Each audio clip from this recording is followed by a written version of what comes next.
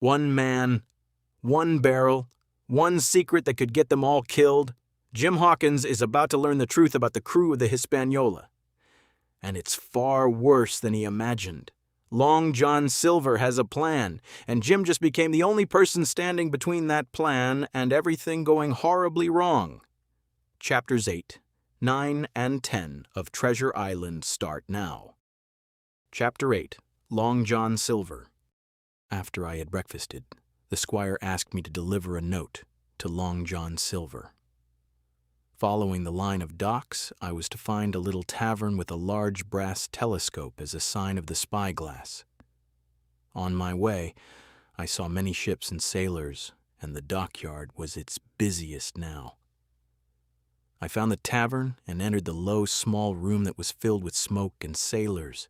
The men spoke so loudly that I was scared to enter and stood by the door. Soon I saw a man and recognized him immediately as his left leg was missing from the hip. He walked about with a crutch under his left shoulder. This was Long John Silver. He was tall, strong, and whistled merrily as he moved around the room speaking to the others. He was different from the other sailors as he was clean and good-natured.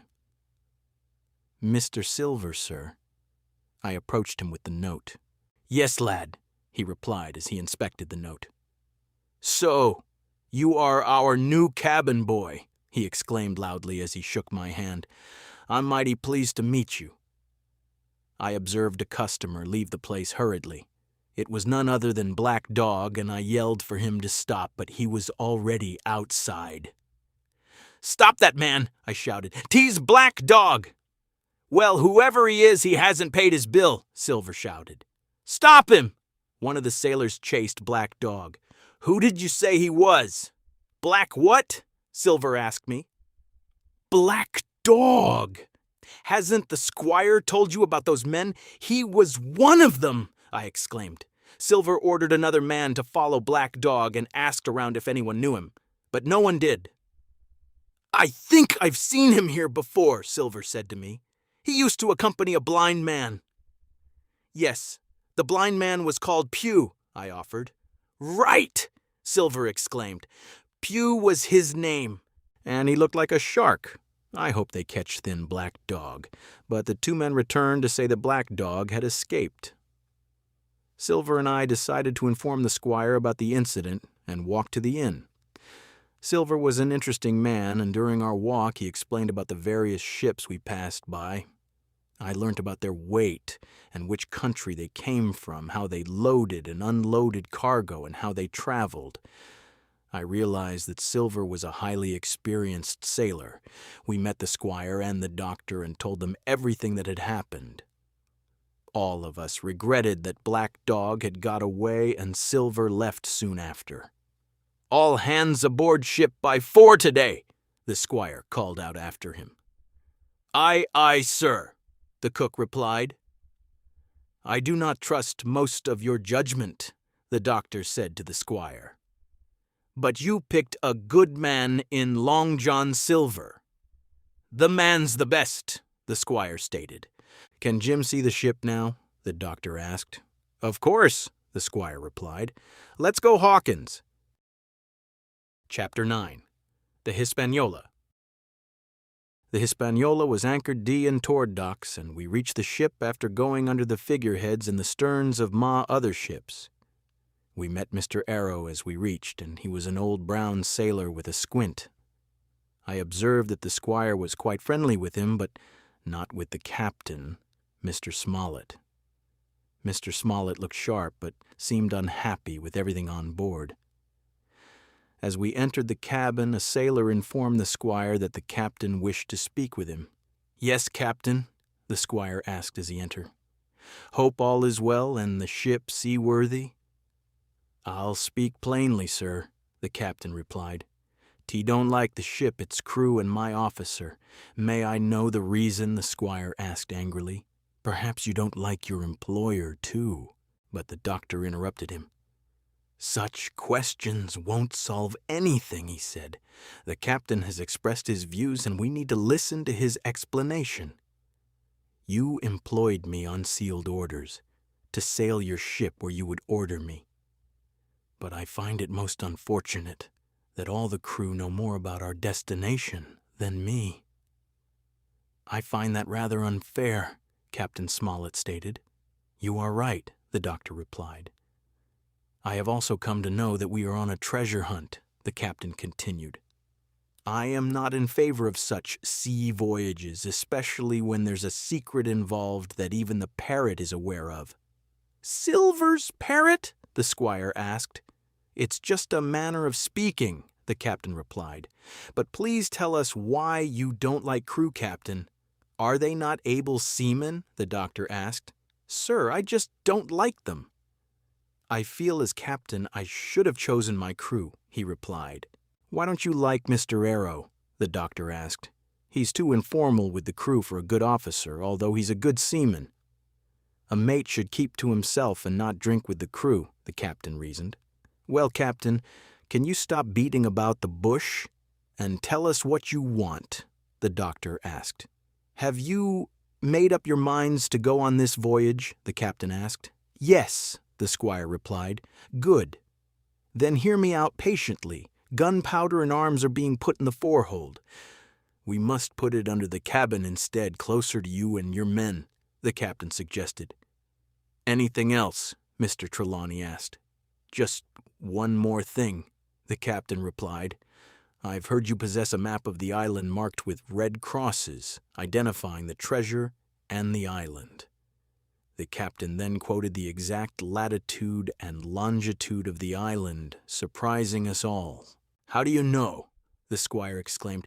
"I haven't mentioned this to anyone. The whole board is aware of it." "Well, sir," the squire thundered, "it must be you or Hawkins, Livesey." "It really doesn't matter now who spilled the beans," the doctor said, as both he and the captain ignored the squire. Mr. Trelawney was known as a loose talker, but I still believed that he had not told anyone else about the map. "I'm unaware who has the map, but it has to be a secret, and even I mustn't know about it," the captain suggested. "Otherwise, I'd beg you to ask me to resign." "Are you afraid of revolt on the ship?" the doctor asked. "I am responsible for the life of every man on board," the captain replied. "That is why I am requesting you to take precautionary means or accept my resignation." "Enough, sir!" the squire cried. "Your wish is my command." "You shall not find me lacking in my duty ever, sir," the captain stated as he departed. "Well, Trelawney," the doctor said, "you have managed to recruit 2 honest men, the captain and John Silver." "I agree about Silver," the squire cried. "But the captain's behavior is not worthy of a sailor or a man. It's totally un-English." "We'll soon see about that," the doctor replied. "We saw men at work when we arrived on deck. Captain Smollett and Mr. Arrow were supervising as they took out the arms out the gunpowder." The entire ship had undergone renovation, and 6 berths had been made behind the main hold. These joined to the galley and forecastle via a passage towards the port. These 6 berths were assigned to our team, while the captain and the mate decided to sleep on the deck that had been extended on both sides. Long John Silver arrived on a shore boat with 2 men as the men were shifting the arms and powder. "What's going on, mates?" he demanded. "We're moving the powder jack," one of them replied. "On whose orders?" Silver questioned. "My orders," the captain stated. "You might want to head below, my man. There's supper be made for the men." "Aye, aye, sir." Silver saluted the captain and went off. "That's a good man, Captain," the Dotwell offered. "Maybe, sir," the captain replied, and to deordered me suddenly. "Off with you to the coil, he might need help." I hated the captain, too, as I heard him say he'd doctor while I rushed below deck. A no preferred people on my ship. Chapter 10. To the Sea. He last night on shore was spent amidst a great activity. The crew was busy getting things in place for our journey, and the squire's well-wishers arrived to wish him a safe journey. At dawn, the boatswain blew his pipe and the crew manned the capstan bars. The crew then requested Barbecue, their nickname for Silver, to sing them a song, and he sang something which I knew by heart now. 15 men on the dead man's chest, Long John Silver began, and the entire crew sang in chorus, "Yo ho ho," and a bottle of rum. I could almost feel the captain singing the song at our inn. Soon, the anchor was pulled up and the sails were drawn, the ship started sailing away from land, and the Hispaniola started her journey for Treasure Island. It was soon realized that Captain Smollett had been right about Mr. Arrow. Neither did he have any sort of control over his men, but was an alcoholic too. Mr. Arrow was taunted and insulted and also fell down and hurt himself sometimes in his drunken state. Then he would lie in his berth for 2 days and do no work. We had no clue where he sourced his alcohol from, and there was nothing we could do to reform him. He just laughed when questioned in his drunken state and denied about being drunk when sober. Not only was Mr. Arrow a useless sailor, but he was also corrupting the crew. Our fears that he would drink to death were confirmed when he vanished one night. "Man overboard," the captain declared. "That saved us the effort of keeping him in chains." But the Hispaniola was without a mate, and the boatswain, Job Anderson, was elevated to the position as he was a clever and experienced sailor. It was decided that he would keep his old position and also serve as mate. Besides, the squire was also well versed with the ways of the sea. Job was a good friend of Long John Silver, who was a very good cook.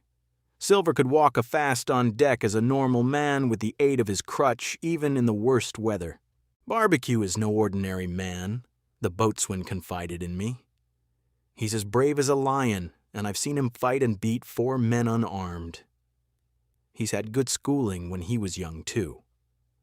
All the members of the crew loved and respected Silver, and he had a way about them. He was nice and kind to me as well. Silver kept the galley where he worked clean and spotless. The dishes were hung up neat and clean, and his parrot hung in a cage in the corner. He called his parrot Captain Flint, who would cry, "Pieces of 8," repeatedly till Silver threw his handkerchief over its cage. "Pieces of 8. Pieces of 8. That bird is almost 200 years old, Hawkins," he informed me as he fed the parrot lumps of sugar. She learned pieces of 8 when wrecked ships were hauled up from the squire and the captain still did not speak much to each other. But I guessed that Captain Smollett had misjudged the crew as they appeared well behaved. The Hispaniola had stood up some bad weather really well, and it was proven that it was a fine ship. By our calculations, we were scheduled to arrive at Treasure Island latest afternoon the next day. I was approaching's berth to sleep at night when I suddenly felt urged to eat an apple. As I reached the deck, I found that the apple barrel was empty. I sat inside the barrel, and had almost dozed off when I heard man sit beside the barrel. I almost jumped up in fright when the man started talking to someone. It was Long John Silver. What he said made me shake in fright as I realized that the lives of all the good men on board now rested on me, Jim Hawkins. "Find out what happens next." Jim froze inside that barrel. One sound, and he was dead, because the man laughing just feet away, the crew's favorite, everyone's friend, was hiding a secret darker than the ocean itself. Now Jim alone knew the truth, and every life on board depended on what he did next. In the next episode.